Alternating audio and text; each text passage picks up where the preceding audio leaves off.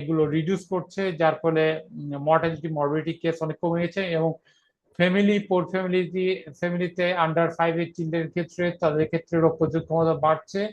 এবং catch and income ও fishing stability পেয়েছে। এবং যারা জেলে সম্প্রদায় তারা মাছ সহজে ধরতে পারছে, প্রচুর মাছ পাচ্ছে, এবং তাদের আর্থসামাজিক অবস্থা জীবন জীবিকার উন্নয়নের ক্ষেত্রে সহায়তা করছে।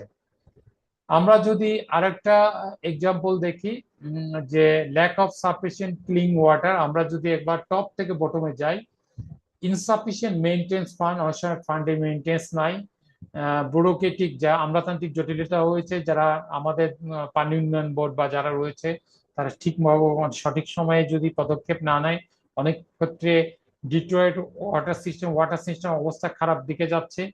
ফিউ সার্ভিস যারা কানেকশনটা কাছে, এটা কজ দেখাচ্ছে, কোর প্রবলেম দেখা যাচ্ছে, lack of sufficient clean water বা পরিষ্কার নিরাপদ পানি অভাব দেখা যাচ্ছে। তাহলে এক্ষেত্রে রোগের প্রাদুর্ভাব বেশি হচ্ছে, এবং ইনফ্যান্ট মর্টালিটি মানে সদ্যজাত বা শিশুর মৃত্যু হার বেড়ে যাচ্ছে, এবং অসুস্থতার হার বেড়ে যাচ্ছে, এবং যারা প্রাপ্ত বয়স্ক লোকদের ক্ষেত্রেও এগুলো রোগ বেড়ে যাচ্ছে।